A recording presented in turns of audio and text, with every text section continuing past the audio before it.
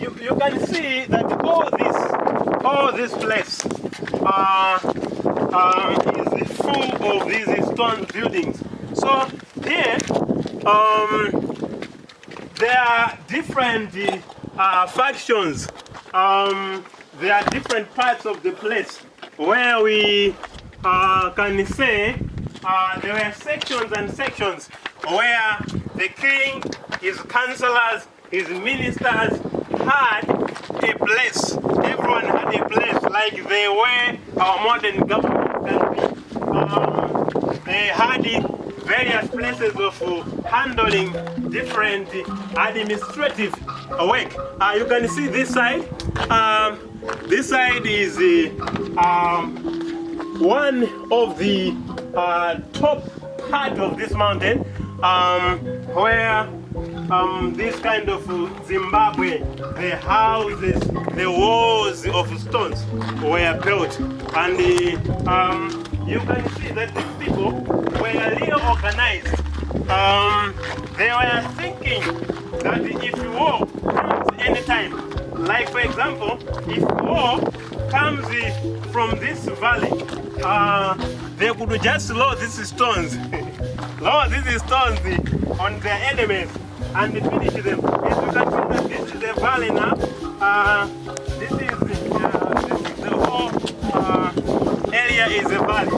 But the loons now, if you can see this side, the stone loons, if you can see this direction, these now were the subordinates of the king. The locals were staying this side. Or that side, or this side is where the locals were staying. This is once a mighty capital city of the great Zimbabwe, and if you are interested to understand why and how, just look at this. Come, just look at this. Follow me to this. Follow me here and look at this. If you think these people were joking, I would like you to see this. To see this kind of wall. It is recorded in history that these walls could go as far as 11 meters from the ground. You can see that this wall is very tall, and if an enemy has to start a war or has to plan to attack the ancient great Zimbabwe kingdom, that enemy was supposed to be most organized, just because only climbing this wall and to the inside, it was requiring someone who had specific skills in terms of the war skills. We also have this side of the mountain, which is really working hand in hand with the wall. Where the stone ends is where the war began. You can see this. This is the end mark of the wall, covering the whole king's court, which previously, before the explorers discovered this place, it was called Siambosi. And them, like I was talking about Vincent de Gado, he said and reported in one of these historical diaries, he said, I have discovered one great place that is laying between Limpopo and the Zambezi River. That is one Zimbabwe. Just because this place you are seeing, this ancient great Zimbabwe ruins, is the second largest ancient structure in Africa after Mapungubwe, that is in South Africa. So this place is not just a mere place, it is a World Heritage Center recognized by UNESCO in 1986. this one is where also the name Zimbabwe for the country Zimbabwe originates from. The country took the name from here, Zimbabwe, the building or the houses of stones. And here we are seeing the marbles, the stones here are just many. You can also follow me this side. We are taking an adventure, but it's really amazing. You can follow me into this path. It's really an amazing place. This one is really an amazing place. You can see that the building ended that side, and the stone is also covering the whole side, meaning that all this stone here, this side, it's also serving as a wall, as part and parcel of the wall, ensuring total defense to the once mighty ancient Zimbabwe kingdom. If we can go back into history, I was saying that there were so many people who were not believing that this kind of historical structures can be made by an African who is not learned, someone who didn't enter an engineering class. we have so many engineers nowadays, but let's be realistic. Who can be someone who can cook such kind of a great idea to say, let's build this kind of wall? You know, there are some stories which, if you listen and understand them from the ancient times, in this our modern world, you can be upset to say what was really happening. How can such people who didn't have modern engineering technologies like the way we have now have all this capacity? And this is just a nice place here. Someone can just sit here and chill.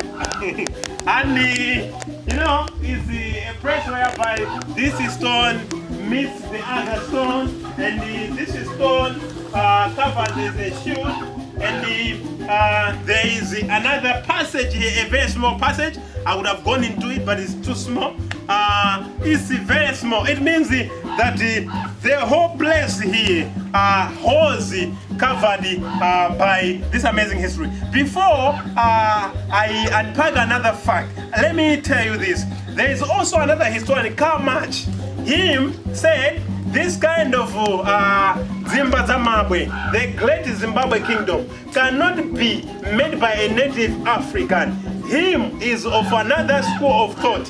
Him is explaining to say this kind of loans which we are seeing here were gold bunkers of King Solomon.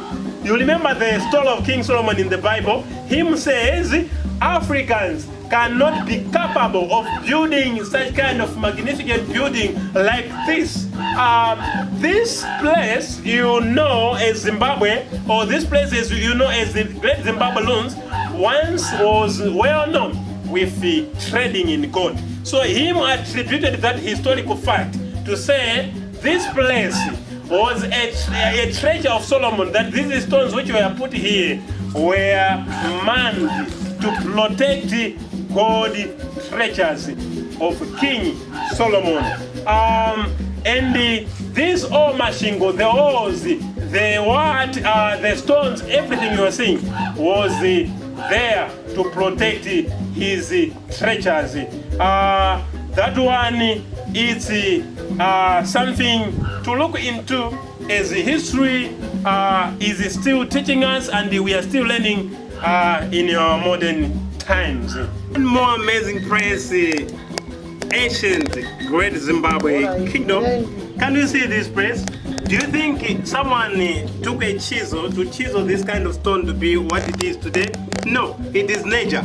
But the great Zimbabwe kingdom used it, made use of it for the sake of their purposes. You see, this stone is a cave on its own. As I'm entering a cave. Are you able to see me? If you're not seeing me, then open your eyes to see me.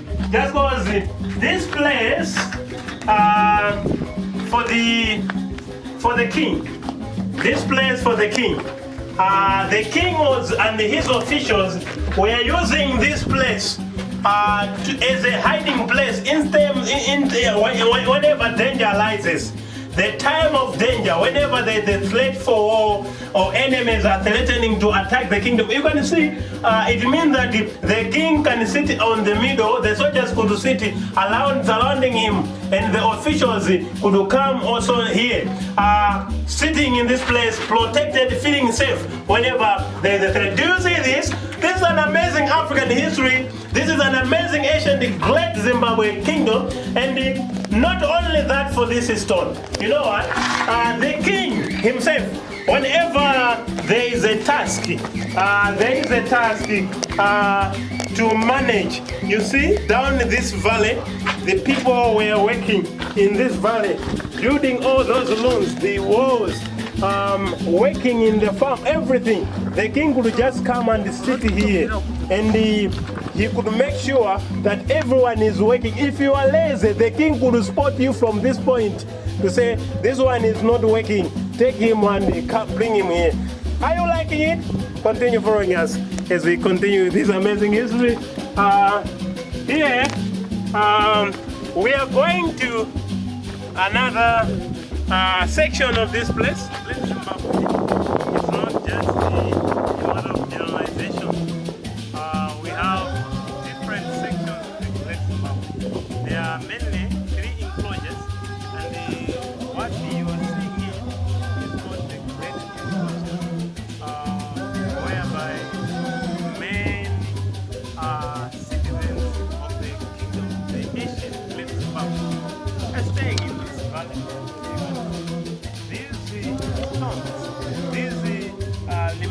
Remains of walls were walls of those buildings, and they are walls of the houses which used to house those people. So we are talking about a history that is very you can see that these locals were in this great enclosure, not just staying there, they were engaging in many trade activities as we go inside this kind of enclosure. Follow me, follow our crew as we take you